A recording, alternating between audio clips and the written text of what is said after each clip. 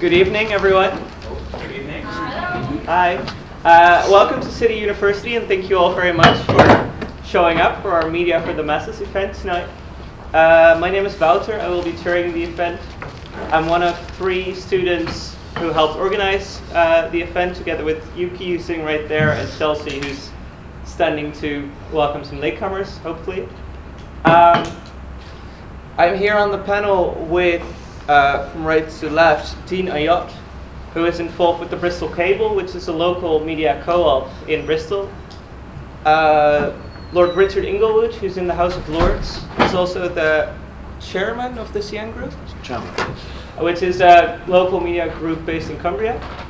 And with Ray Snoddy, who's a journalist, an author, and he was formerly the presenter of BBC News Watch, where they analyze their own journalistic merit.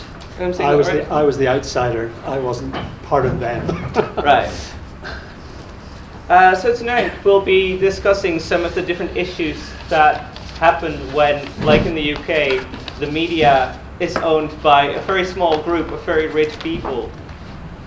And we'll be discussing questions like, does that mean these people are more powerful than maybe they should be? Are there any problems that are caused by that? And what can we actually do about that?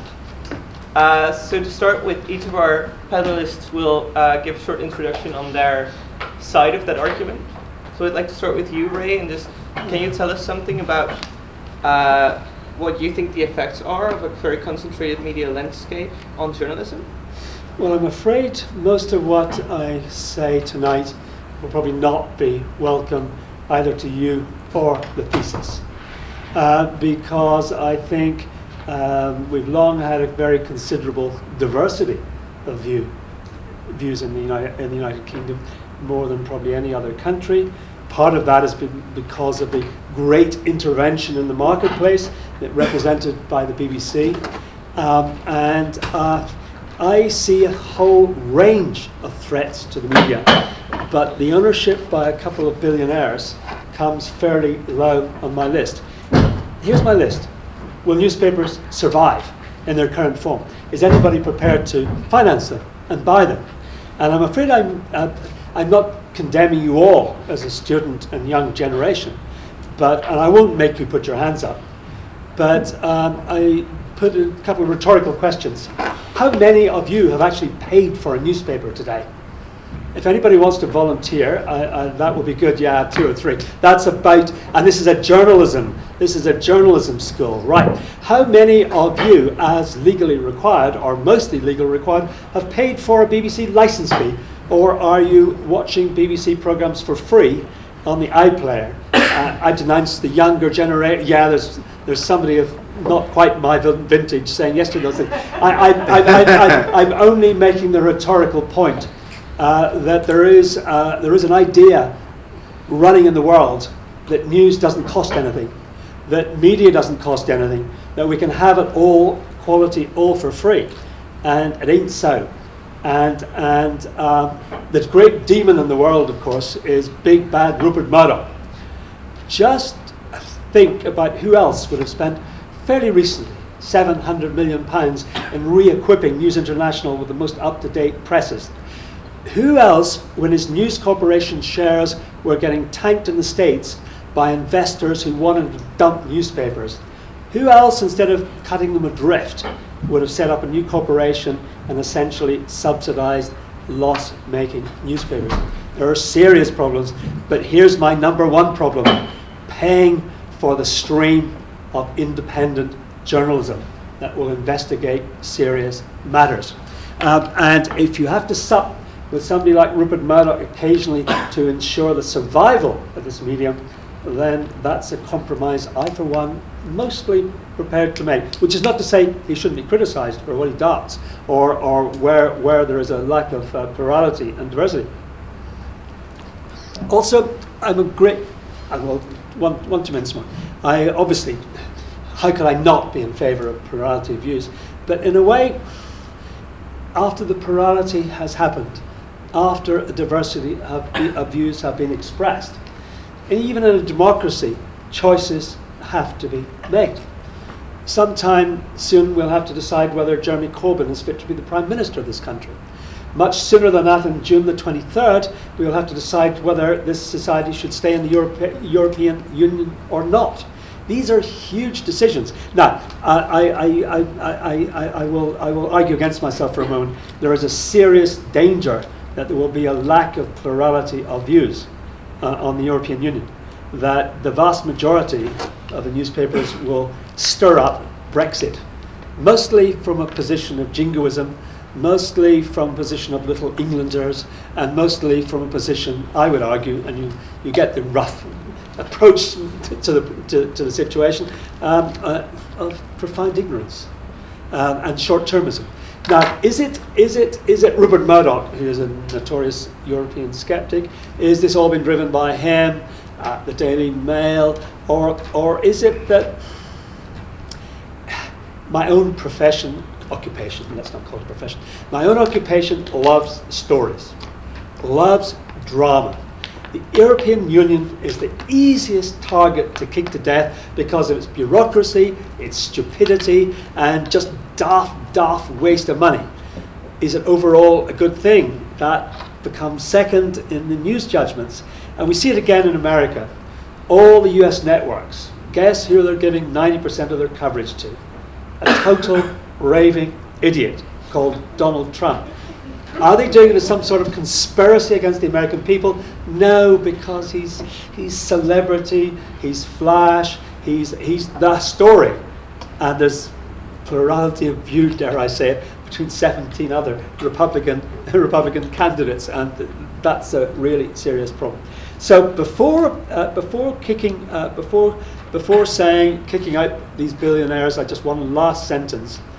The Independent, now in its death throes, and its final printed versions will come towards the end of this month, was kept artificially alive on a life support system by a former KGB officer who is a Russian billionaire.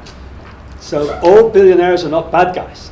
He wanted for democracy and plurality, but even he has finally run out of money. And unfortunately, this lovely project that I saw born 30 years ago is going to be essentially no more. Because do not assume that once print dies, everything can just go waving onwards into the online world. It's never the same, because 100 of the 175 journalists in the Independent are losing their jobs, and what we'll get from the Independent is the modern equivalent of clickbait. So be careful for the sort of plurality and the sort of media regulation you seek. Thank you for that. Next, I would like to ask a question to Richard Inglewood. You're both a media owner and a parliamentarian. How do you feel that the government is handling these issues? Should there be more or less regulation? Just to be clear, I'm chairman of the CN Group. I don't actually own anything other than a tiny fraction of shares in it. But you're right. I've been involved in the media world, and I'm involved in public life and in politics. Can you hear me? No.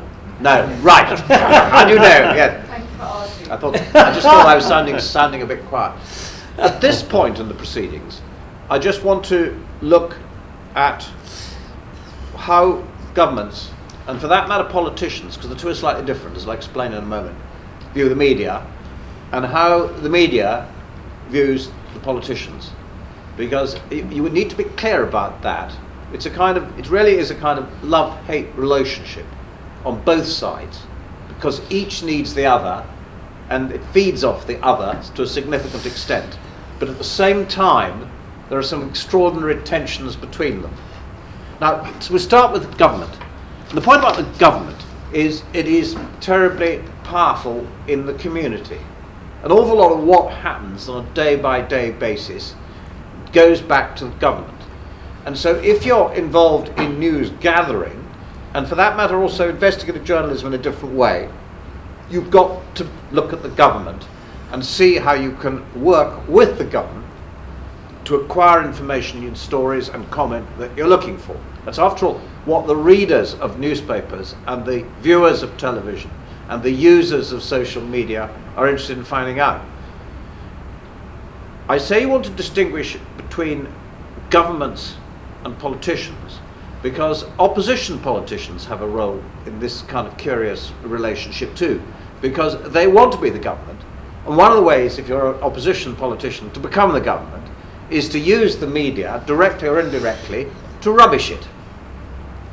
And so therefore there is a vested interest in politicians of all parts of the process in being able to work with the media. The opposite, of course, is true too, that that the media loves the government, and without each other, both of them are in difficulties. If we're thinking about the relationship between the media and politicians, it's important to be clear that there is a real distinction between newspapers and television and radio, and I think social media. First of all, newspapers, which are the oldest established medium of communication, there is around them built up quite a complicated law of defamation and so on, set within a framework which has been extremely controversial of self-regulation.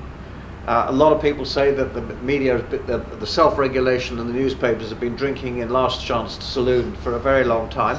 An extraordinary Last Chance Saloon seems to have had its opening hours extended a bit. The phrase was used to me when I presented a program on Channel 4 by David Mellor. Yes. That media, the newspapers are drinking. He said it the Last Chance Saloon. It was that long ago. It was that. This man was done it, you see. And so there is a framework which, whether it works well or whether it works badly, sets a context to how newspapers operate. Television and radio are different. As far as reporting news is concerned, there are rules about impartiality. In addition, where you have publicly owned but not state-controlled yet, or ever, I hope, broadcasters in the form of BBC and Channel 4, there are remits that are set for them, which again puts them in a kind of box. And then, of course, you've got this extraordinary, I was tempted to say a Wild West out there, but it's actually so underneath all this, in the digital world, where unless people putting stuff on it are essentially caught by virtue of their origins, i.e. newspaper companies, there's a much, much greater scope for subversion, untruth, misreporting, and all kinds of other things, which, again, may be quite important vis-a-vis politicians. And the conclusion I'm reading, then the other interesting thing is, I should add, as chairman of a local media company, I think local media has a different relationship with the political process than national media. Because nationally, there is still, despite the demise of the independent, scope for a number of different perspectives on the news from different products. Increasingly, it's almost invariably the case that in most local communities, there is only a market that can sustain a single local newspaper in any one territory. That has quite an interesting consequence, and it's not one you would necessarily have thought of, which is in the old days, most big towns and cities had two, one Liberal, one Tory, and they used to shoot out. Then one invariably ran out of money, was taken over by the other. Now, in hard times, if you are a local newspaper, the one thing you cannot be is too partisan politically, because if you alienate half your readership, you go bust. It's basically as simple as that. But I think you will find that forever there is going to be this tension between those engaged in politics and the media. And it's probably quite a good break on both sides. It manifests itself in different ways at different times. Ray was talking about the billionaire owners we've got. You've got Mr. Murdoch, whom I've never actually met, whose views I did not share by any means in their entirety. But if he wasn't there and his papers weren't there, the country we live in, and the world for that matter, would be a poorer place. You somehow got to find ways, if necessary, to balance media plurality. We thought about it on the, as Lord Select Committee on Communications. We found it extremely difficult to see how you even began to tackle this issue in an age of multiple voices in a digital world. It's arguable, as I think the UK government now thinks, that it's not necessary to really worry too much about any of that anymore. It's deliberately walked away from the political topic. I think it's certainly a less serious problem than it may have been a decade ago. It's something you don't want to lose sight of. A free country with a thriving democracy does depend on a plurality of voices, and we all dislike the voices we disagree with. As long as you've got that, then things won't be too bad. And probably when you realised you haven't, it's a bit too late. Thank you. And Dean, can you tell us something about the Bristol Cable and why you felt it necessary to set up kind of a more independent, cooperative alternative to big press? So probably best place to start is a little bit of history on where the cable came from. The cable was originally set up by 3 guys who worked in the catering sector, and they basically set it up because they wanted to write a piece on working conditions in their own sector. And when they first started it, they basically contacted unions and loads of newspapers and journals and found that pretty much, in fact, there was no UK research on the conditions for sort of low-paid, 0-hour contract workers who work in kitchens and bars and stuff like that. So they started putting together this programme where I didn't bring a picture of it, but the first thing that the Bristol Cable ever put out was an A4 sheet with, do you want a more free media? Come to this place in St Paul's on this day. And about 20 people turned up, and it went from there. The first thing after that happened was running a series of free workshops. So there was a fundraiser using, I can't remember what online platform it was, but it was a fundraising thing, and it raised about $3,000, and they used that money to put on a series of workshops and things like Twitter journalism and how to make videos on your smartphone, all that sort of stuff. Could you speak up a little bit? Yeah, sorry, my throat's a bit sore today. So one of the things that's been quite difficult with the cable is the fact that no one involved in it has any formal journalism experience. None of us have a journalism background. I mean, I work in social care, so I've done stuff like care work. At the moment I work for a charity, put on events. Some of our writers, as I say, work in the catering sector, some work as youth workers, some work in bars, all sorts of different things. And one of the biggest challenges that's had is obviously time. One of the reasons that we thought it was important for us to do it is because, as Richard says, local media is a lot worse than national media. There is still a degree of plurality in national media, which just doesn't exist in local media, particularly in a city like Bristol, where the paper, the Bristol Post, it has one perspective that only ever really gets put out. That's all you ever really hear. And we thought it was important to have a more engaged public and a reason why you'd want to be involved in journalism. So one of the things that we thought about is why journalism and why sales of local papers are going down. And partly we think it's the fact that the content is, frankly, a lot of it's just rehashed press releases, a lot of it is, man bites dog, not dog bites man. It's boring, it's not engaging, people don't want to read it, they don't want to pay for it.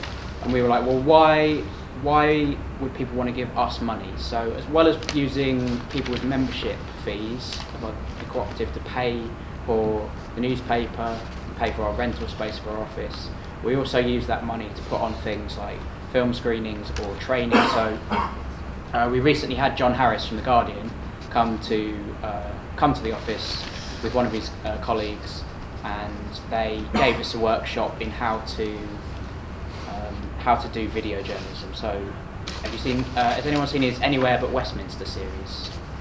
Yeah. He basically came along and taught us how that had been developed and sort of gave us tips on how we could make our own content like that. So I guess the main difficulty has been with the issues of time. Like I say, none of us are professional journalists. None of us do this full time.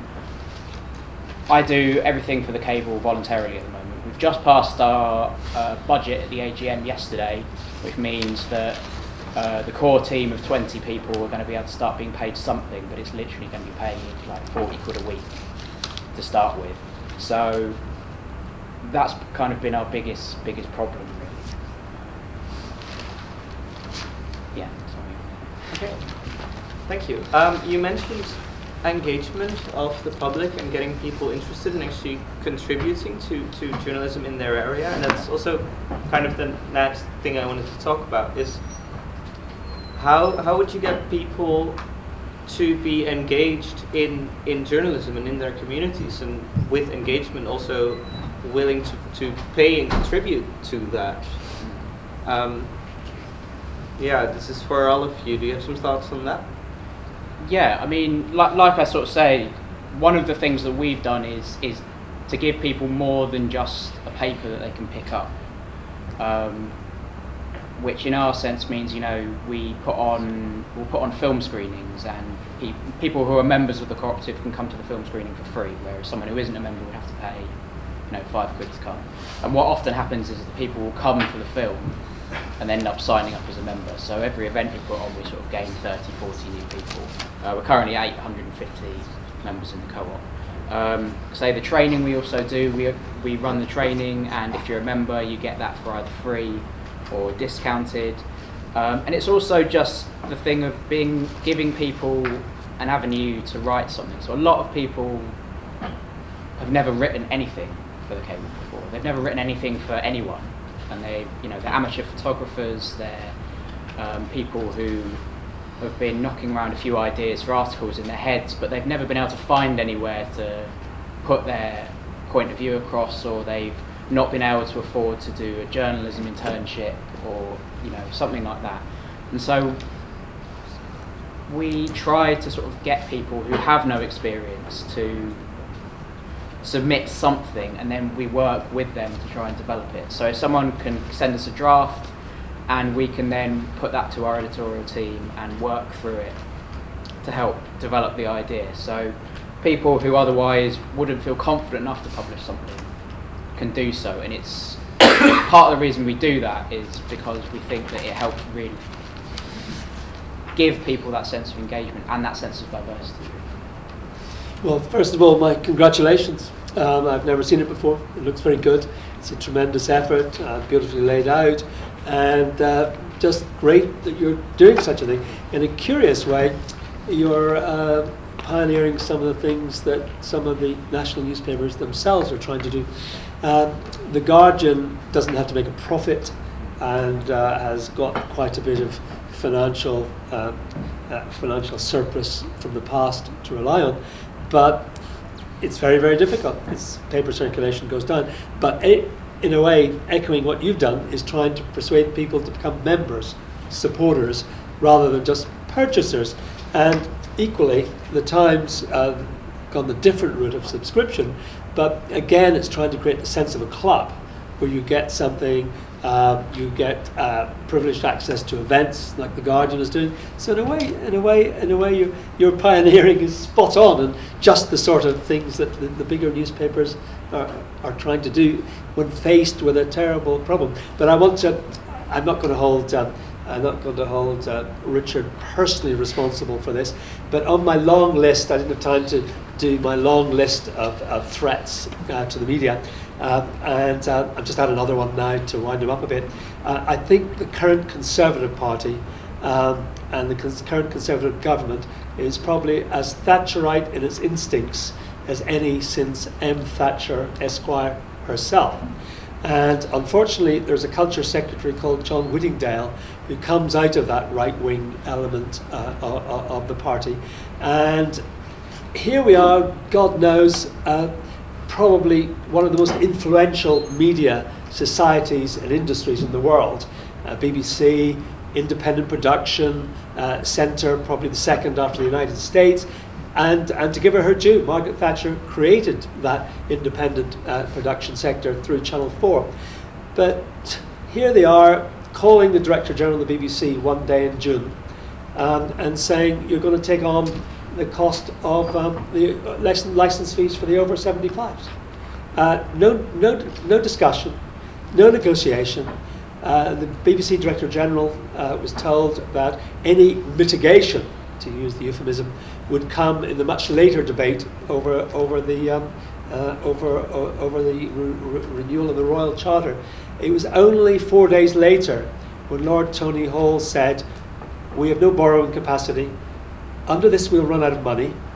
We are going to announce the imminent closure of BBC 2, BBC 4, every local radio station in the country, and all the national radio news stations of Northern Ireland, Wales, and Scotland that Osborne took over from, in my view, the wretched Whittingdale, and negotiated a deal, at least to phase this in." Now, Richard has given me some private assurance. I'm not giving too much anything controversial away. His view that John Whittingdale will not succeed in privatising Channel 4. But just think what a terrible thing that would be. For instead of encouraging one of the few industries that Britain is competitive on a worldwide basis, instead of encouraging it, they're sort of tying one hand to the BBC behind its back, and there's some idiots in the Conservative Party who would dynamite Channel 4.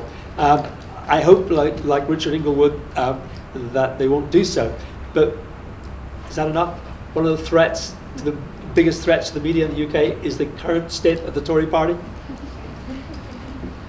I think there's certainly in the Tory Party a substantial group of people who do not like the media in general and do not like the BBC and Channel 4 in particular. I was asked yesterday on a platform what I thought was going to happen. Would Channel 4 would be privatised? I said I didn't know, but I wouldn't do it. And I have no real reason to have any really better opinions than either Ray or any of you about what John Whittingdale will do. But he'll be fired on June the 24th, God willing. Well, he might be. But if I had to put money one way or the other, I think I'd put money on it surviving. But that's a separate point. One of the key points that Ray made is that the relationship that exists between the government and Parliament and the National Audit Office and the BBC is not properly defined. And this needs to be clarified much more than it has been in the past. I'll come back to some of the things we're saying vis-a-vis you. Because the BBC is not a state broadcaster, it's a publicly owned broadcaster. And in the kind of country we have, the state should not be able to tell that broadcaster what to do, nor should Parliament. And they're different, because in Parliament there are plenty of people who don't have the interests of the government at heart. The media, particularly a public service broadcaster, should not be in the position of being servile to either. On the other hand, the way that this money, which goes into the BBC, is being spent is a matter of public interest.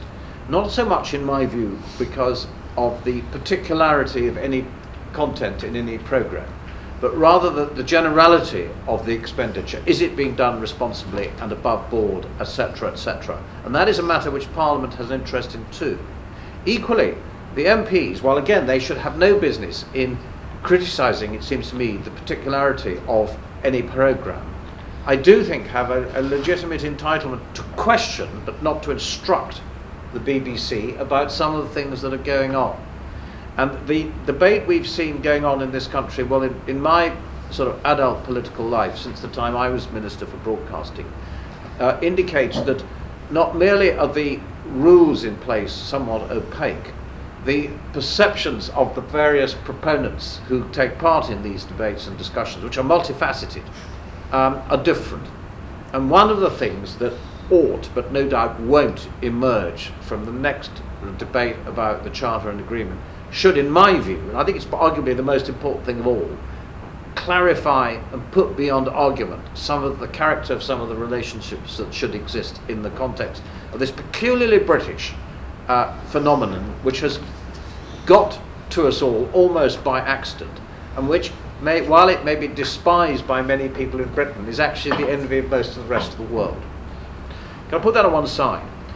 Bristol Cable is terrific, and I think you've done really well to do this, because if you are struggling with a conventional local newspaper, you have employees, you have printing presses, you have all sorts of things that you have to deal with in order to make the thing financially viable. Because if you're employing lots of people, you can't employ them if you can't pay them, to be crude about it. I mean, you're all going out into the world wanting to be journalists, and I think most of you, everything else being equal, look forward to getting some reward for the labours of your daily round.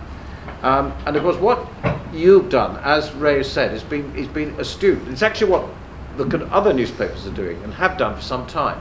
Is you're not merely a newspaper. What you've done is you have encouraged a lot of people to volunteer to do this, to become part of a kind of club or organisation which is producing this paper. And I must say, I think it's jolly good. It's much nicer to look at, frankly, than ours. And I can say that in London when the paper is incumbent.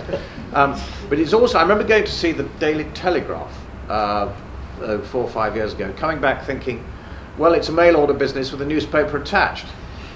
You can buy, rather old-fashioned corduroy trousers or whatever it is off that. And that's where they make a huge amount of money.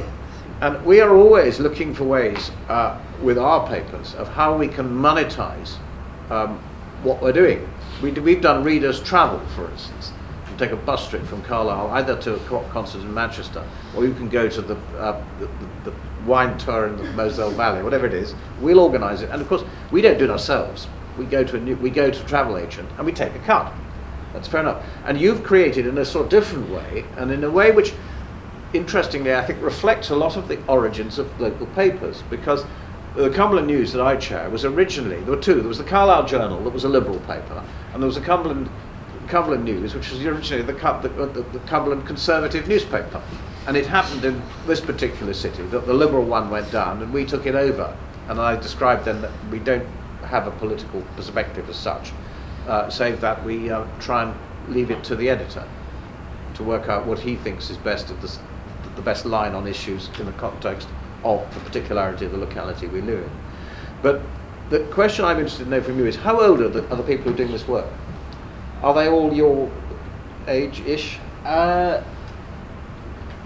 actually, we've got quite a good range. I mean, there are a lot of people either in their 20s or early 30s who are, but we've got some people who make content who are teenagers. We've got people who are in their 40s and their 50s. Because I suspect that the problem you may find is that, as you're a relatively youthful organisation. As you get older, people will then get more families and more responsibilities and more commitments, and holding it together will turn out to be your problem. And people who are retired are happy to do blogs, or this is a kind of hard copy blog really, to do that. And then that's when you're going to find the crunch comes, in my view. Thank you. Are there any questions from the audience about this topic or anything that has been discussed so far? Here? Yeah, Dean, I have a question for you. Are you trying to export this beyond Bristol? Theoretically, yes. We just got some funding last year from an organisation called the David Logan Foundation. And they said that we might be able to get some more funding this year on the only prerequisite is basically that we can show that the organisation is growing, because what they regard us as is sort of a test run. Because what they said to us in the funding meeting when they gave us the funding was, if it can work in Bristol, it can work in Chicago, or it can work somewhere else. What is it in this context? The model of paying for the journalism. So the model of a cooperatively owned newspaper, essentially, or a cooperatively owned media source. So it could be, people could do it as like a radio station or a TV station or an internet channel or whatever it might be. In our case, happens to be a newspaper with a website. That's our particular model. But yeah, the idea is eventually that it can be duplicated.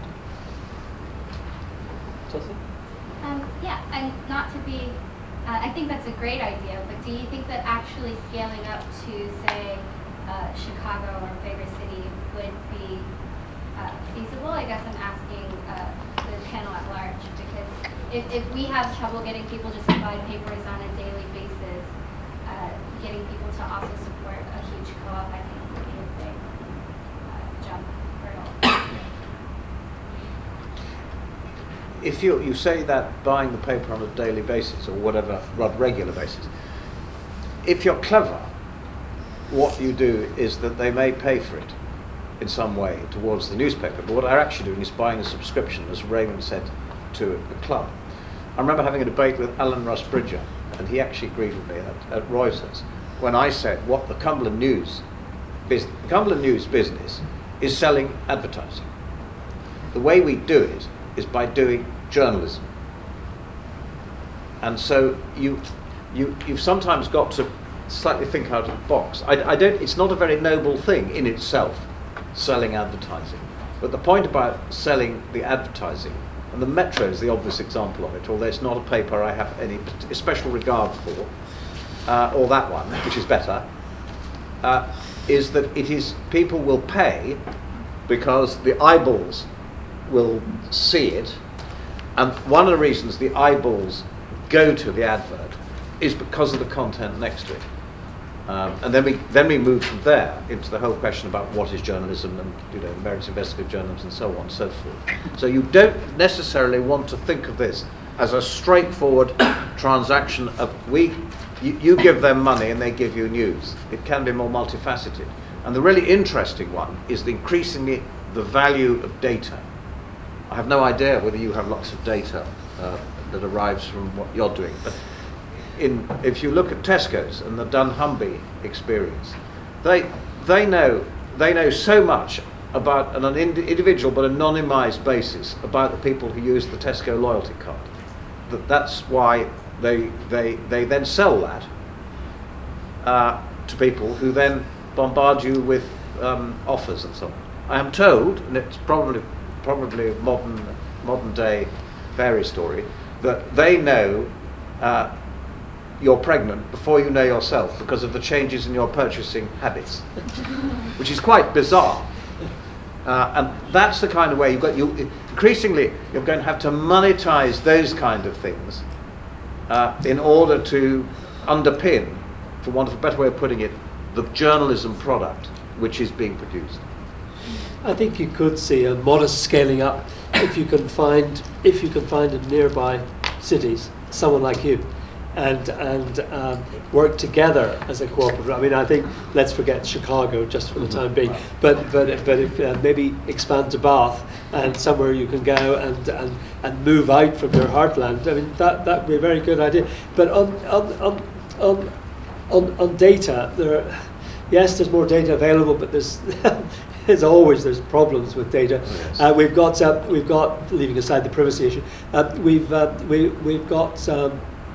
another great threat to the media at the moment is ad blocking.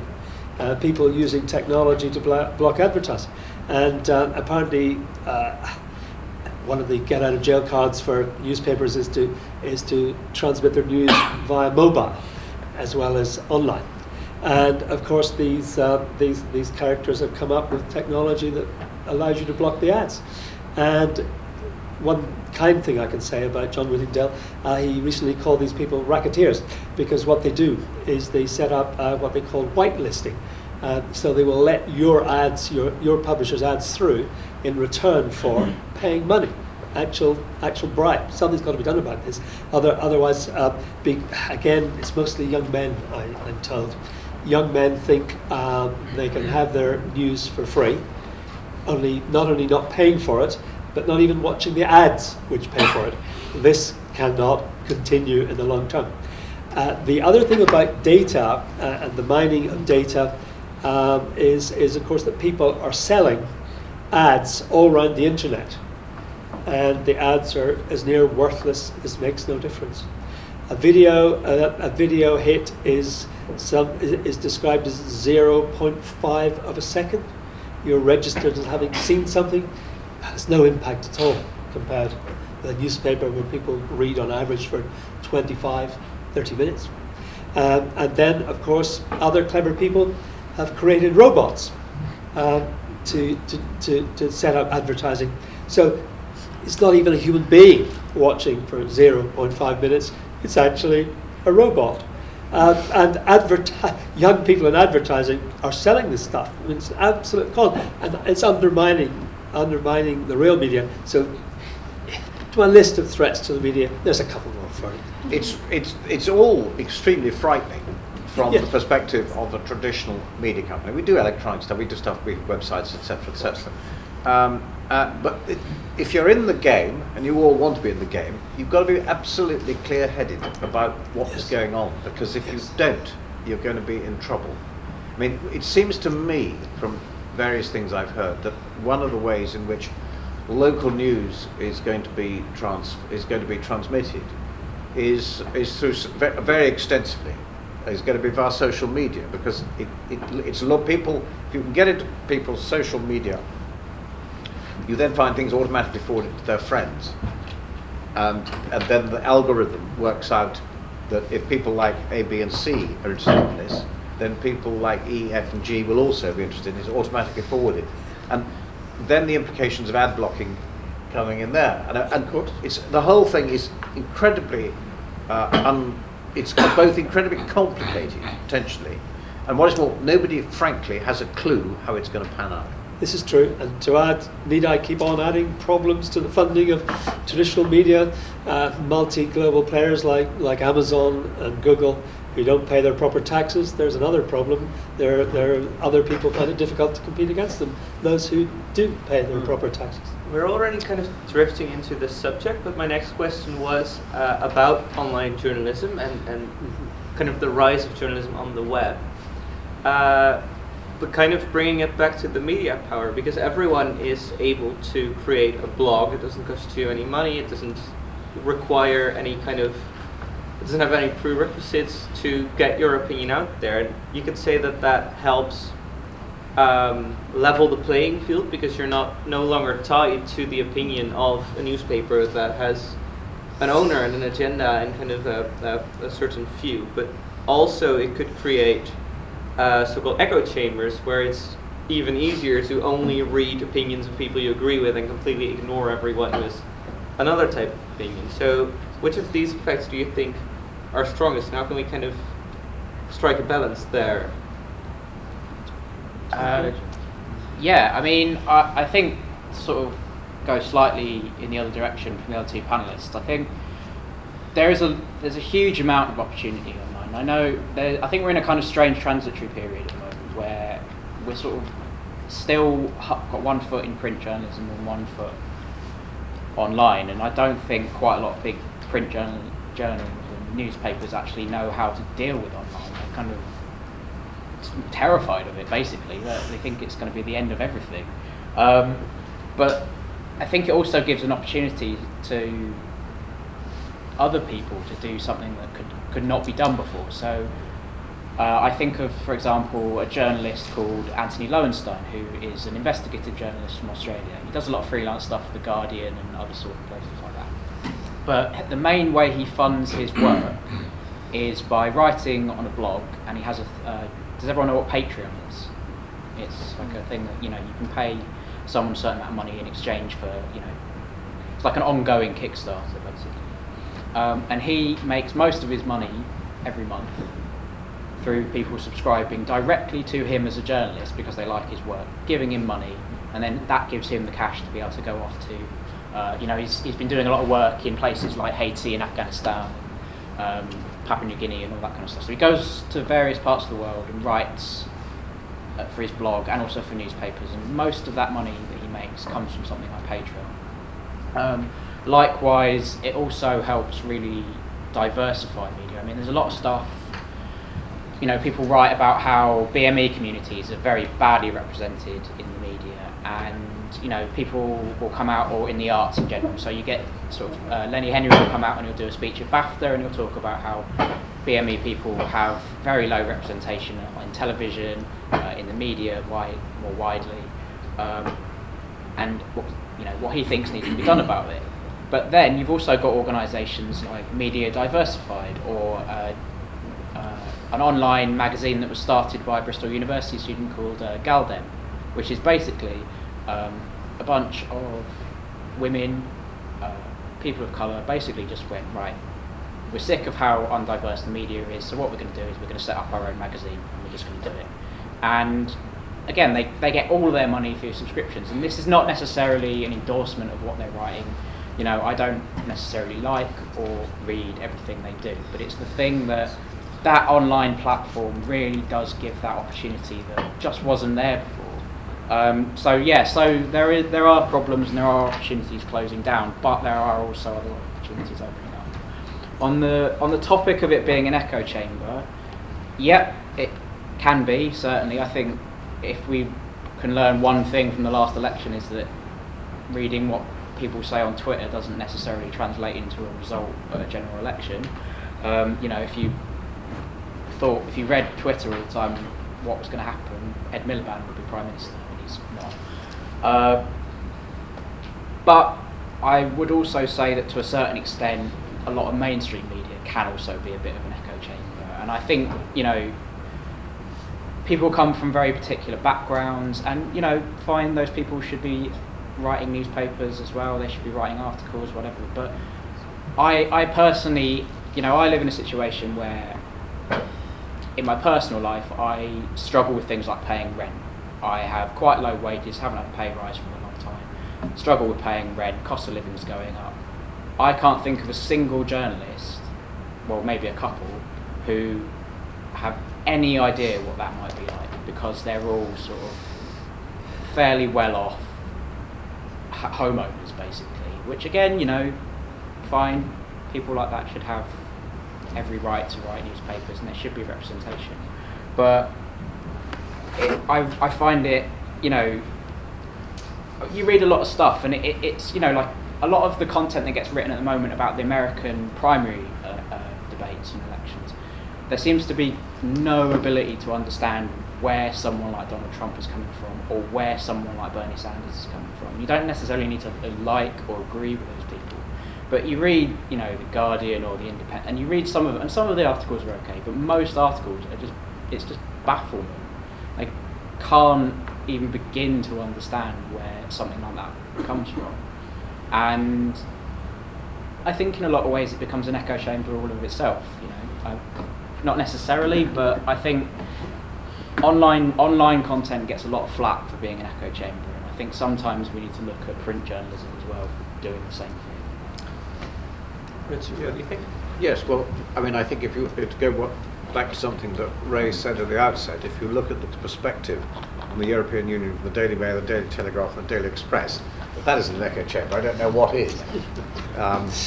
Having said that, it's interesting what is happening with online stuff and some of the kind of spin-off. In some ways, this is a spin-off from online rather than traditional printed media. If you go back 400 or 500 years to the development of the printing press, that put scriptoria, where people could reproduce books by hand, out of business pretty quickly.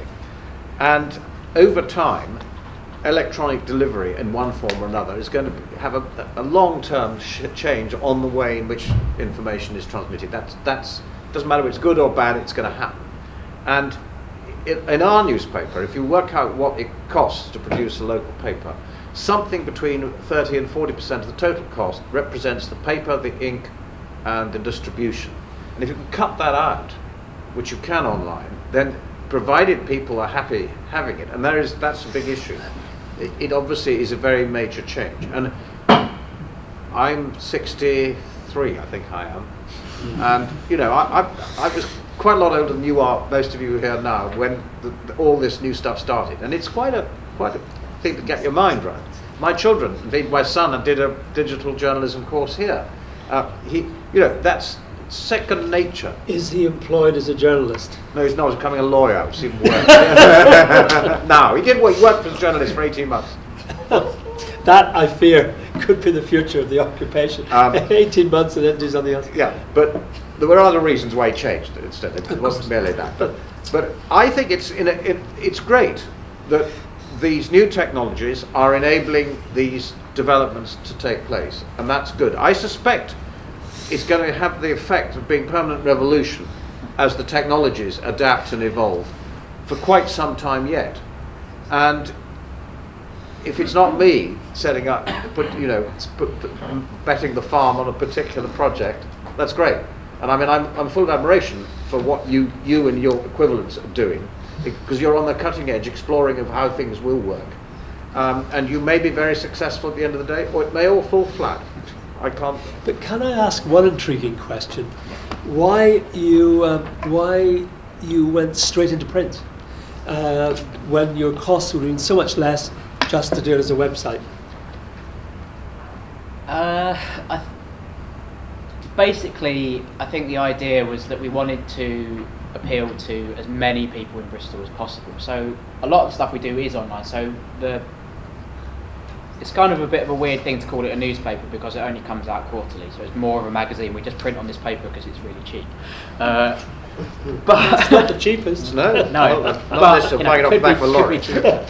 But one of the things that was said when the cable started was that we wanted to have engagement with people on the street. So a lot of our distribution is literally taking a bundle of newspapers and standing on a street corner and just giving it to people as they walk past you.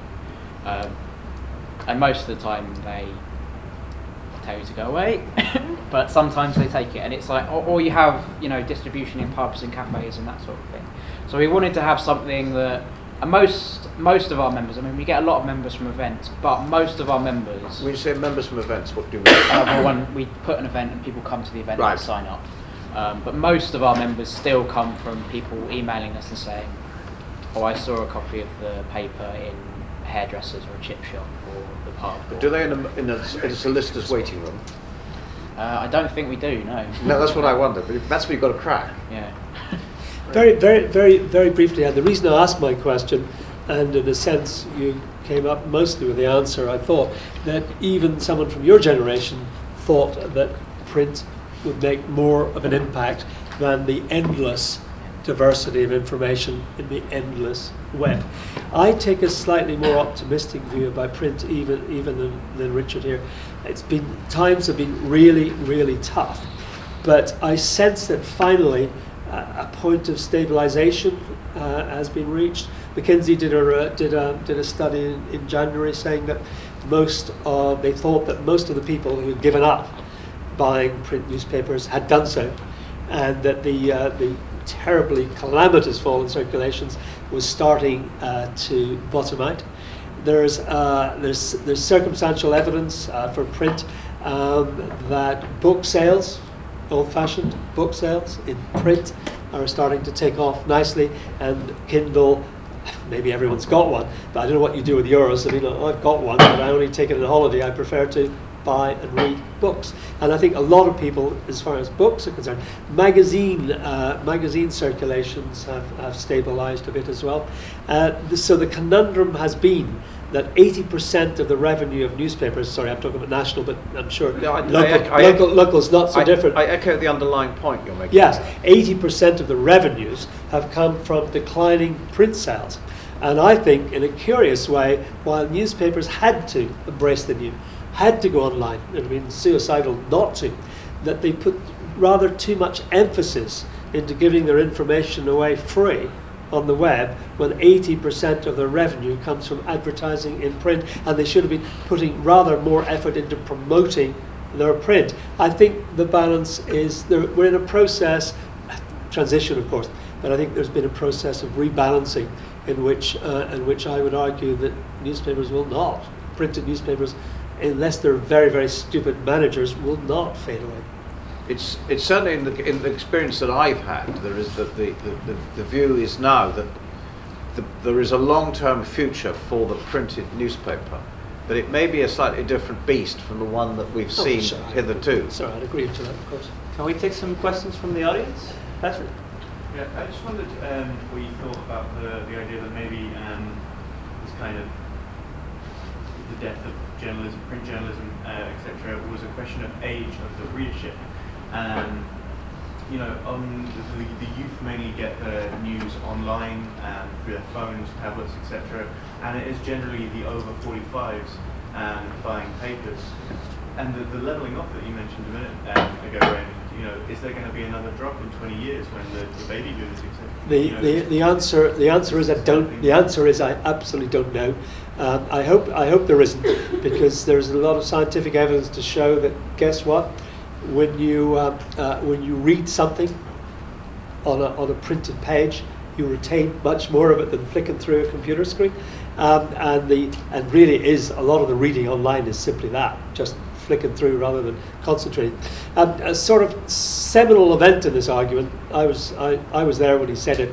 I've known Sir Martin Sorrell, the chief executive of WPP, for many years, and I've heard him say that newspapers were essentially dead. And then he had a conversion on the route to Damascus last year, and he finally woke up to the fact, actually, we as advertisers like the fact there's greater engagement with the print. There's greater identification with it, and yes, I have clocked the fact that most of the people looking at my ads online aren't really people and aren't really doing anything as a result. So when you get somebody like Martin Sorrell changing his mind, and he's got billions of advertising revenue to place, he's not going to suddenly change all his advertising into newspapers. But he said there has to be a redressing of the balance. Newspapers are more and magazines are more valuable than I thought. So, but the general relation issue, I have no idea. Well, what's happened? I mean, I failed my own son. My daughter, who did a diploma course here, does read newspapers. My son, who's in the digital media and works for Twitter in San Francisco, I failed.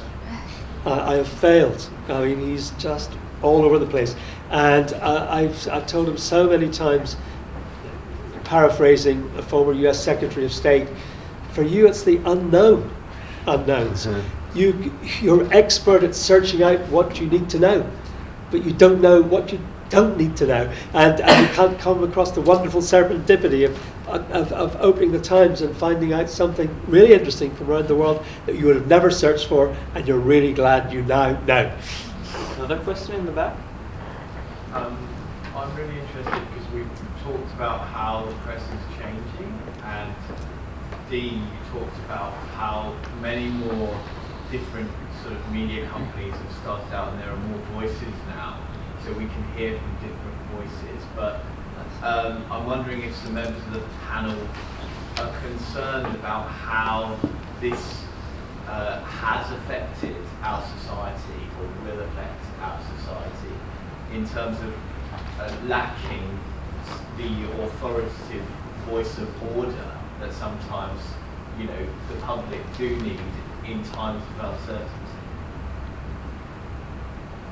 I would prefer the authoritative voice of disorder, which is more the role of journalists, apart from when there is real times of threat. What is really interesting, it's continuing on my theme very, very briefly before not monopolise things, but the new setup, Vice set up as an online news service. Guess what it's doing? It's bought into television channels in the UK, and I think also in Europe and also in the United States.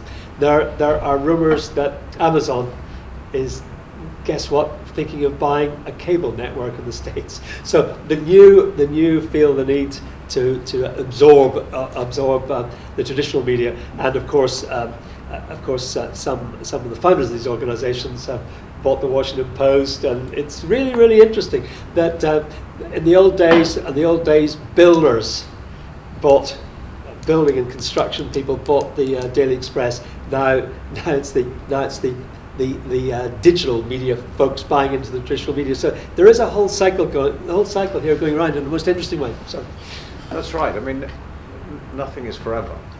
Very, very rarely. What we're seeing is, as you say, is the development of a new medium of communication, which is tapping into voices which traditionally have found it much harder to come through traditional media. Therefore, there is more, for want of a better way of putting it, chatter about. Now, that is probably prima facie a good thing. The problem about the good thing about both broadcasting and newspapers is that they do operate within certain parameters. They're different. It's a combination of things like law of defamation, and in the case of newspapers, and you can argue about it quite rightly to some extent, but the kind of editor's codes in that framework, and the broadcasters have to operate within the remits that they're given by Parliament. That there is a point beyond which you can't go with irresponsibility and untruth. One of the great difficulties, I suspect, about deciding what is coming out of the digital world is that there is much less constraint. You can put around the most ghastly untruths, irresponsible untruths, and sedition and so on, in a way that you can't through the traditional media. And if I was to say there is a potential problem arising from it, in the context, we're talking here about, in the context of this debate, we're talking about governments and the media. If I was a government, I think that is the end of it. I would actually be most concerned about. Proper journalism is fine. If you're in the public eye, you just got to take it on the chin if they don't like you. But when you get to the stage of massive subversive sedition, which is being generated from somewhere, I mean, this is the kind of thing IS is doing, then that's different, and you've got a problem. You can't stop IS putting stuff out from Raqqa onto the web out there, and you can't in reality, even if you make it a very heinous offence, stop people looking at it. So what do? You've mentioned there's differences between broadcast and print, and there's a different set of rules that broadcast media has to adhere to, and there are different remits. Do you think that the issues of media ownership, that those are different in broadcast, and there should be different remits? I don't think there's any overriding reason why they should be the same. The way in which the two we're talking about impact on the people who use them are slightly different. The structures of the businesses behind them, the two forms of communication, are different. And what we've got in this country, and I think it's probably true if you go around the world more generally, is where you have rules of this kind, if it is thought necessary, and it can be that it is appropriate to make sure that you have plurality of voices in a free country, because without having a plurality of voices, the government of the day will tend to monopolise the information people receive, and B, if you're going to have a democratic system, you need people to have not only information, but reasonably well-informed and in-depth information from which to draw conclusions, or to, which then will determine the way they vote. So I think there are good rules, good reasons for having at least the potential of having media ownership rules and cross-media ownership rules. The big question is, one, are they appropriate for today? And two, in the age of all this electronic media, has it all changed so much that we no longer need it? The answer, I suspect, to the second question is that the requirements are different and maybe much less. But I still think it'd be a mistake to throw it, just abandon the whole thing now, because you don't quite know what's around the corner. Yeah, I agree with most of that. The whole tradition of different rules, more stringent rules, rules on impartiality for broadcasters, obviously came from spectrum scarcity, where you only had room for 4 channels, whereas you could theoretically have endless amount of newspapers. That spectrum scarcity, with online and indeed even with fibre optic cable and satellite. I was at a seminar. I was at a seminar this morning on SES, the satellite company. That's their satellites, 50 satellites, can cover 99% of the world population now. So the spectrum, and there's 5,000 television channels they put out. So the spectrum scarcity argument is gone. I've even heard the argument coming from a former Director General of the BBC that maybe the impartiality rules on television news in this country need to be revised. Because anybody can set up a television news channel. He didn't say they should be revised for the BBC. As the public broadcaster funded by law, they should stick to the rules of impartiality. But why not? Why not a right-wing television channel when there could be a balancing left-wing television channel. But just finally, I got hugely attacked in this very building around the corner in the large lecture there a couple of years ago for being totally against the ultimate regulation of the press through Royal Charter. And so therefore I am very, very amused this week to find out that IPSO, the unregulated, unrecognised regulator, is now by royal approval. Has now, and indeed David Cameron was very happy for the matter of the Sun and the Queen supports Brexit to be investigated by IPSO, a body he otherwise does not recognise. Dean, do you think maybe we should have a cooperative television station? Theoretically, why not? I mean, if it can work. I'll be honest with you, my knowledge of broadcast stuff is pretty patchy because I have no experience in it at all. Yeah, I mean, I think Ray's onto something when he sort of says that the spectrum, the fact that there's so much, you don't necessarily have to have that internal balance all the time. You can have people. I mean, one thing that from our point of view, within the law, of course. Yeah, of course. I mean, one thing we do within the cable is, I mean, we make sure that we don't sort of libel anyone or defame anyone. You know, everything we say, we fact check, we back up, and you know, within that, the idea is that we're not impartial, and we're quite honest about that. Like, so when someone writes an article, they will, or you know, creates a video that goes on the website, or does a podcast or something like that. If they have any affiliation that might, you know, influence what the article is, they state it publicly, and they say this is you know, this is who I'm a member, you know, an organisation I'm a member of, who I work for, whatever it might be. To say, like, you know, what I'm going to write is partial, and it's a, you know, perspective that I have, and I'm not going to try and provide both sides of the argument. This is my argument, but being aware of, you know, that's what the point is. And I think that maybe if you had that in sort of broadcast journalism, it could work as well. So, you know, you could have a channel that was very obviously left wing, but it could, you know, would have to publicly announce where its funding was coming from or who was paying for it, and the same for right-wing channels and the same thing. So I think that's right. As Ray said, that the basis, the impartiality provisions, which apply to all news broadcasting on UK television, and now we're moving into the world when actually, if you want to get Fox News, you just get it through the internet, don't you? Well, no, it's actually carried carried on Sky. Well, it's on Sky, but I mean, you can watch some channels on Sky. Ofcom has intervened. One from Iran, yes. One that was for Kurdish. The Kurds, which advocated violence. So there are basic rules that apply to everybody. But yes, you can watch.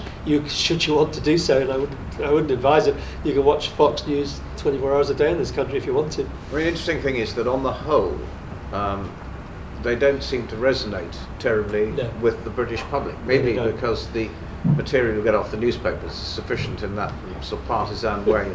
I don't know, but I think.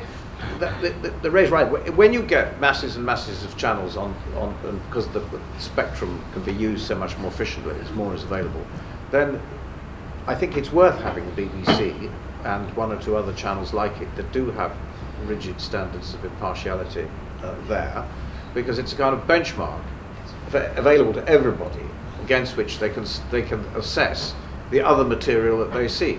But it is important that freedom of expression means just that. It doesn't mean freedom to insist only the things you like are published and heard. Let's take some more questions. I was wondering, because at the beginning, at least two of the panelists were making a case for a kind of free market sector in the media. But then when you bring about an example of like excellent television or excellent media, you always end up mentioning the BBC or maybe non-profit newspapers such as The Guardian. So, I mean, if what you call quality journalists is in a huge share publicly owned or at least non-profit, what's the added value of the, let's say, commercial sector?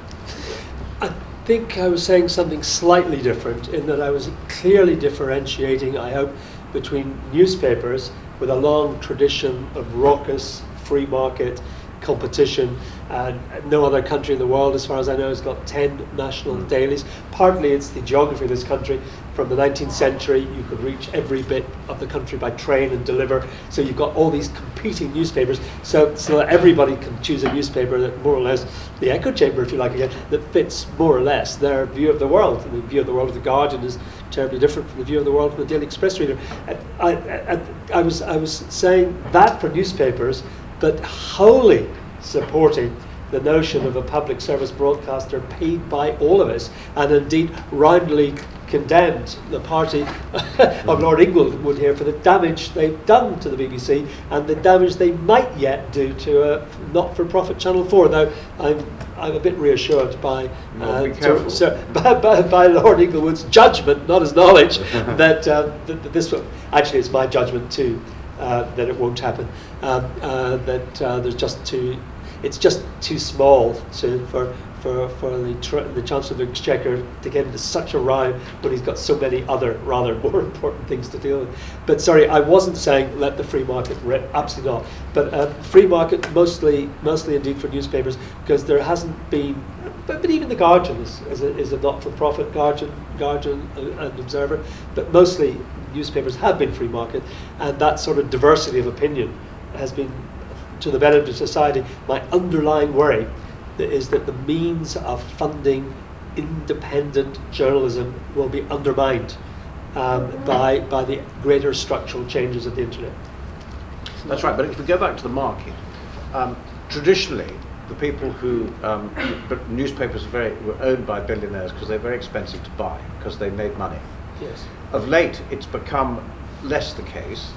By no means impossible to make money out of owning newspapers, but they become very expensive to buy because they lose money, because only billionaires can afford to have them. And what we want, I'm sure we'd all agree, is to have as plural a sector, both in television and in news and in print media, as we can. The difficulty, I think, that we would certainly agree over, and I think you to some extent would from your different experience, is that you can't have it unless it pays over a period. That's the difficult one. It's having one where the truth will out and there's choice and it's going to be able to remain solvent. But also new models are coming forward. I mean, I think the Evening Standard is a totally remarkable product in that it's wholly paid for by advertising, is free, and they're taking up its distribution from 900,000 to 1 million. 1 million copies by the end of this year in the city of London. And the Splash tonight, they've been campaigning for something to be done about the 4,000 or 5,000 people sleeping rough in London. And apparently George Osborne has taken on board, and £100 million will be set up for new hostels. Now, someone could argue that some of the sleepers, though not all, have been as a result of, shall we say, social security cuts by the same George Osborne. But at least he's been shown the path of virtue. And every single day, there's an interesting little story in the paper at the Times. Not the most important issue, but coffee shop recycling claims are exposed as a load of nonsense. Only 1% of coffee cups are recycled. And here's what they've been doing. The thing, and I got one from Pret before I came here. Here it says 100% recyclable. The sleeves are, but not the cups. So people have been monstrously misled. Small thing, but just what individual journalism can do on a daily basis. One of the things interesting about the Evening Standard, it seems to me, because we obviously, from our perspective as a media company, looked at it, is you couldn't do the Evening Standard type newspaper, which is a decent quality, free newspaper, if you didn't have a lot of pretty miserable commuting journeys? Of course. Because that's the dead time Yes. when people actually read it. Yes, it's absolutely right. I interviewed the editor of the Evening Standard a few weeks ago. The article is in Publishing, the current issue of In Publishing, and she said precisely that. We've got this wonderful thing. People I said, well, what happens when you get the internet on the tube line? She said, ooh, I hope not, because people, the average commuter time is about 40 minutes underground, and you can't get a signal. You can read a book, of course, but you just see everybody picking up the paper and reading it. Captive audience of the sort that not many other people can enjoy. There's another question on this side. Yeah, it's a question for perhaps Lord Inglewood would be the first person to answer this. The BBC as an entity, when it was created, was for a society that was a mass society. You need one broadcast station, and you explained the technological limitations that existed at the time.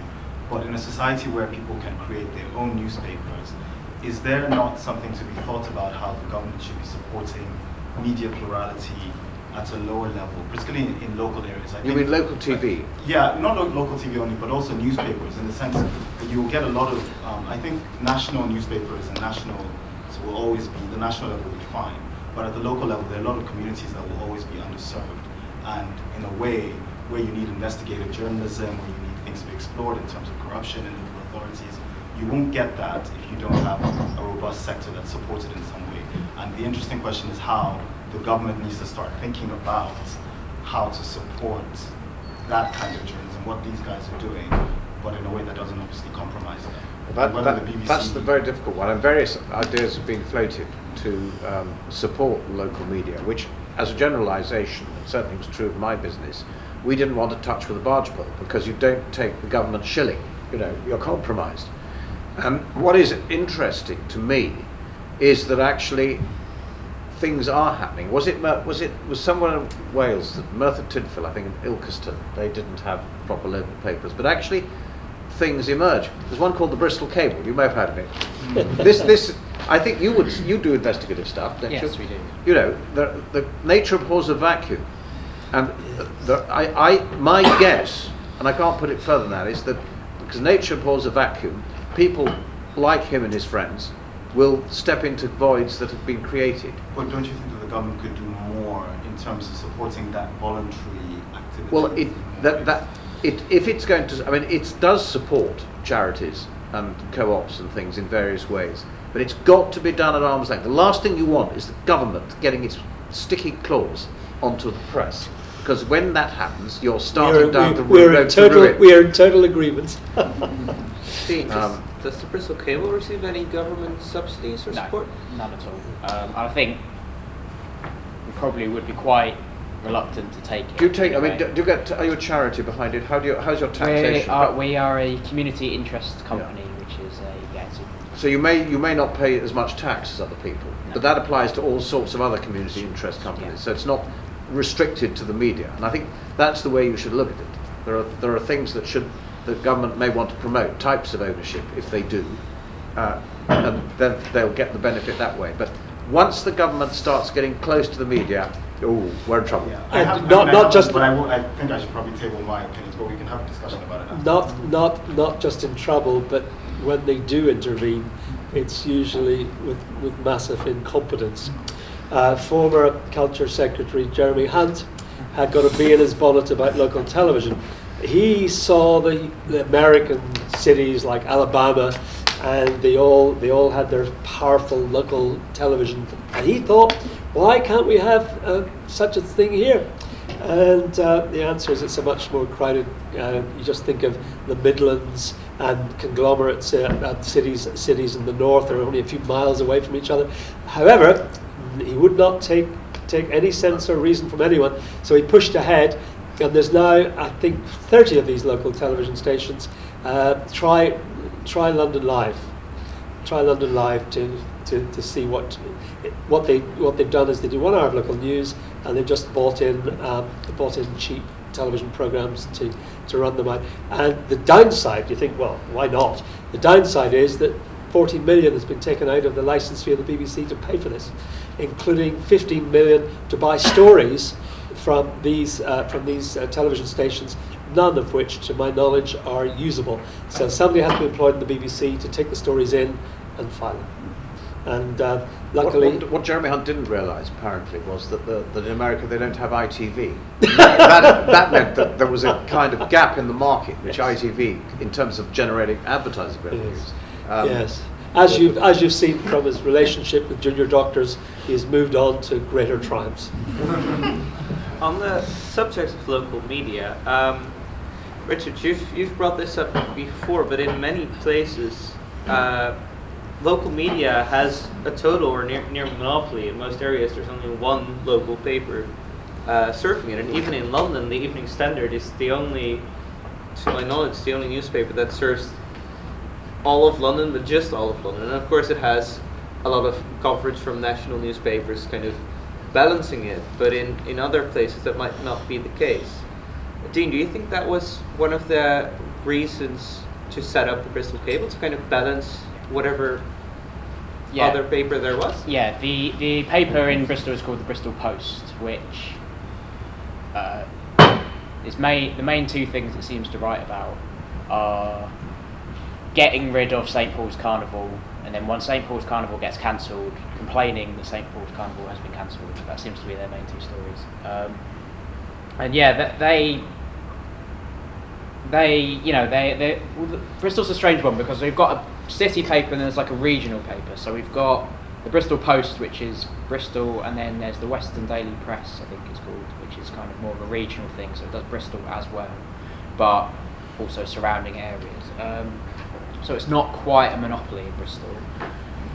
But yeah, I mean, it was very much a case of. I mean, there are other sort of media organisations in Bristol, but they do very particular things. So we have Bristol 24/7, and that mainly seems to focus on culture in the city. So there's a lot of stuff around music or art, food, that sort of thing. But yeah, we wanted to have those real in-depth investigations, and that was something that we didn't see any newspaper doing. So one of the big things in Bristol is that last year it was named European Green Capital, and there's been all sorts of issues with the way that money was spent, from how it was, relationships between the mayor of Bristol and the board, and all sorts of other different things. And the local newspaper just really wasn't putting anything about it. So whenever there was something about Bristol Green Capital, it was pretty much just a press release saying this X amount of money has been sent to this place, and that was kind of it. So yeah, we wanted to have that alternate news to really sort of go into those issues and expose it a bit more, and just sort of and the work of doing that has sort of put it on the agenda. So campaign groups have picked up the story and taken it further. And we did another thing on the University of Bristol has an ethical investment policy, and then we sort of did a freedom of information request and got the 192 companies it invests in, and then went and just investigated every single one of those companies to find out what if there's anything that they're doing which isn't ethical. Quite a lot of the companies that they invest in on. So it's that kind of work of for us because what we want to do is in-depth investigation. We do have that place to provide an alternate voice. So it is trying to break up that monopoly in that sense. So it's not a monopoly in the sense that there's just one paper, but it's a monopoly in the sense that what the papers that there were tended to be focusing on very specific things and not on what we thought they should be. Richard, your paper in Cumbria, does it have a monopoly? Basically, yes. And the reason is that Bristol, and I don't know Bristol at all well, I was asking Dean earlier, it has a population of 500,000. The places that papers we run, biggest one has about 70,000. You need a certain size of audience to be able to generate the thing. And in Bristol, I can see you've got it. And I suspect in many places in the UK, you haven't. You do get blogs and so on. All I can say about our papers is that we do try and take up things that if we sense a scandal, and we have done from time to time. Sometimes we get it right, sometimes we get taken to court. And I can tell you, it's no fun being in court when you've gone as much again over your insurance cover as you paid for, which I did once, and we won, thank God. Just for the start, as most people here are remarkably young, there used to be three, within living memory, 3 evening newspapers in London: the Evening Star, the Evening News, and the Evening Standard. And the Star went first, and then the News, then the Standard. Then there was a wonderful occasion when Robert Maxwell launched the Daily News, and Lord Rothermere brought disinterred the Evening News for about 2 months, just so it could stuff Maxwell's paper, and then with Maxwell's paper folded, it was put back in its grave again. But just to be realistic about this, when Lebedev bought the Evening Standard from Rothermere, it was losing £25 million a year. There was no question the Evening Standard was gone. Lebedev paid either £1 or £10 for the paper, but took on the redundancy obligations, which were about 25 million, and has funded it and turned it into a profit. It's a small profit, but the Standard makes about £1.5 million profit a year, so that's stable. It can continue. I agree with Richard. It's free, but it's a perfectly decent newspaper. Not quite, perhaps, what it was before, but what it was before was selling about 180,000 copies a day and was not long for this world. So in an imperfect world, I think the Standard is a remarkable achievement, and I'm glad to pick it up every occasion I can. Ray, when there were 3 papers, I remember Just Little Boys being 2 papers. Yeah, I wasn't around. Not that. Do you know what the characteristics of them were and how they compared? I think the Evening News was more of a popular down-market paper, and that the Standard was always the one that had more arts coverage and stuff like that. I think, but you're testing my memory and my knowledge to destruction. Are there any questions from the audience on this subject, or any of the previously discussed topics? Okay, what I think is an interesting question that we've kind of glossed over, and that's whether co-ops like the Bristol Cable are a viable alternative to the kind of large billionaire-owned media that we have right now. And short answer, no. Long answer? No, it's not possible. I think co-ops, there have been a history of larger scale co-ops, one in Glasgow, which was a trade union Labour Party co-op. It just headed towards chaos and financial disaster, and I think it lasted about 3 or 4 months, something like that from memory. But not very long. No, I think what Dina's doing is terrific. I think on a small scale you can do it. It's maybe possible to replicate it city by city to provide an alternative voice, but you have to remember the cost structure of producing a daily newspaper with producing a nice publication once a quarter is a completely different thing. One is mega millions, the other can be done with local people and volunteering and all that. And I'm ever so glad they're doing it. And you could probably I'm only making this up, I have no idea. I can see that getting to a monthly, but not a daily, realistically. Would you agree? Yeah, absolutely. I think that our idea is very much to focus on Bristol and to have people replicate what we do in other cities. I don't think any of us are thinking about taking this a national level. What I would say though is I think that, the way I think of it is, I've put it before as it being like a full spectrum project. So there's people like us who are doing this work on a local level, but then I think that there's people who are doing other stuff on different scales. So there's a campaign group, I think they're called Our Beeb, and it's basically just a campaigning organisation which puts forward different ideas on how to, possibly reform the BBC, but not in the way that normally gets discussed, which is basically, cut, all that kind of stuff. So it's looking at how do you introduce new elements into the BBC, get people more engaged with it, People like the Media Reform Coalition as well, they obviously do a lot of work around this. I think for me, what I kind of see the future of local journalism being is very much a case of having part-time journalists and people who like what happens in the Bristol Cable. None of us are professional full-time journalists. All of us have jobs doing other things, so whether it's bar work or kitchen work or youth workers or a couple of people, they're nurses or doctors or whatever it is they do. I think, from the end of this month, I'm going to be dropping down to part-time hours at work so that I can spend more time doing the Bristol Cable. And I'm not going to be earning much money out of the cable, but I'm just about going to be able to get by. And from my point of view, what would be really good would be to look at media reform in a context of sort of wider political stuff. So one of the big problems, and I know this is obviously a massive issue from London, I haven't lived in London for about 10 years, but isn't it something like people spend something like 70% of their wages on rent now in London or something ridiculous like that? Is it 50? Okay. Which is still crazy. Yeah. So it's like, to look at it in terms of things like, in order to have that kind of model that I think would be really good, which would be and the reason I think part-time journalism would be really good is because it keeps people engaged in workplaces. It keeps people, half the stories that I've written about have come out of things that I've had conversations with people at work and got a lead out of it or got a contact. Dean, can I just say something cruel and harsh about what you're doing? Is that the billionaire media employers will like very much what you're doing and hire some of the part-time journalists and give them 40 quid and that's not the way forward.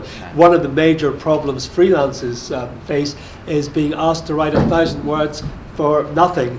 It'll do your career good, it'll do your profile good. Yeah, right. So I'm sorry. I'm absolutely totally supportive of what you're doing, and hope there's more of it.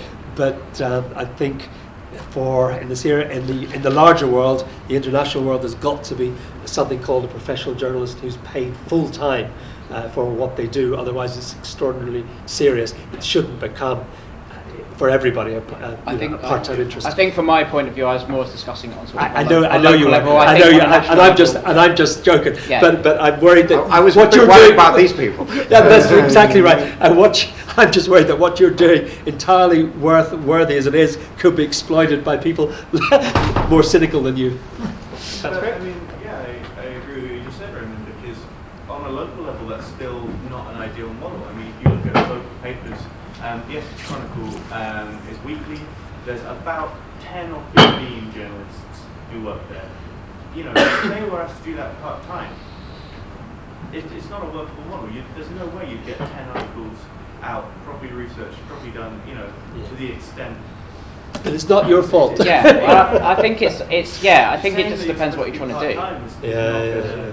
Yeah, but I mean, from the thing of I'm just looking at this from our perspective, which is very much, we are going to be able to start paying ourselves a little bit, but it's not going to. And the idea is that eventually we'll have enough members to be able to pay every person enough to be able to sort of get by. But obviously, who knows if that's ever going to happen, and who knows if it does, how long it's going to take. I think the point I was more trying to make is that, I don't know. I mean, I guess in terms of our context, it works because it's a choice of do we pay anyone nothing or do we pay them something so that they can at least do it 2-3 days a week or have to work all the time. You know what I mean? So I appreciate that, and I'm not at all suggesting that I think that we should have a model where you can pay journalists almost nothing and get them to do that kind of thing. Because that's just exploitation, and I don't think you should have that at all. If we can go back to the point where we started about the cooperative model, I agree with Ray that if it's on a small scale, it's fine. The problem that you get is when you start getting a lot of kind of what are called business infrastructure about it, people being paid regularly, stuff coming out all the time, huge contract. You need to have a kind of corporate structure which has corporate direction to keep the whole thing held together. And if you want to do to have the kind of political and economic ethos that the cooperative has, you've probably got to do something along the lines of the Guardian to make it a not-for-profit, and you've got to have you've got to have a proper hierarchy of decision-making process in the business end of it, because if you don't do that, it'll fall apart. And cooperatives traditionally aren't very good at that. Do you feel the other way around, that there's some lessons that large newspapers can take from an organisation like Bristol Cable? I imagine so. I don't know enough about the detail of the way they operate to be able to point out to them. I mean, I don't know how they actually organise themselves and so on. But if you're in any business, it's not only media, you've got to look what's going on in the world. And as I say in politics, I'm never too proud to nick somebody else's idea if it's better than one I've got already. I mean, that's what part of what business is being about. And they'll do the same to me. You come look at the Cumberland Evening News and the Star, you might find something that really turned you on. Maybe, likewise, I don't know about the structure, but maybe take on board some of their optimism, some of their notion of public service, some of their lack of cynicism, some doing something for the good of the community. Yes, I think professional newspapers could learn from that a bit. Great. Are there any more points or questions from the audience that anyone would like to make? Dean, how committed are you to this co-op thing? If an ethical business came up to you and said, I don't know, whatever the going rate is for a mid-page spread, what would you say? In terms of what is obviously an advert or something like a puff piece? An advert. Well, we do actually take advertising, but we have in our constitution we have set up with the co-op. We have quite stringent rules about what we will take an advert from. So we won't. Political party? No, we don't take adverts from political parties. We'll take adverts from things like charities or educational institutions or stuff like that. But we won't take adverts from multinationals, for example, or chains or anything like that. Why not, as a matter of interest? It was just decided that way in the first year. Is it wise? Possibly not, but we're going to have to cross that bridge when we come to it. But yeah, we do actually have advert. I think out of 36 pages, I think maximum of 4 sides is adverts, but it's mainly for stuff like it should be sort of local events or that sort of thing. But yeah, no, I mean we do take adverts in short, but we have quite a strict policy on who we'll take adverts from. Anyone else? In that case, I suggest we round up our event and head to the pub. There's a pub right around the corner here, which we students always like to go to, and we've reserved some tables, so I'd like to invite you all to join us there. And for now, I'd like to thank our panel for their great insights and a very interesting discussion.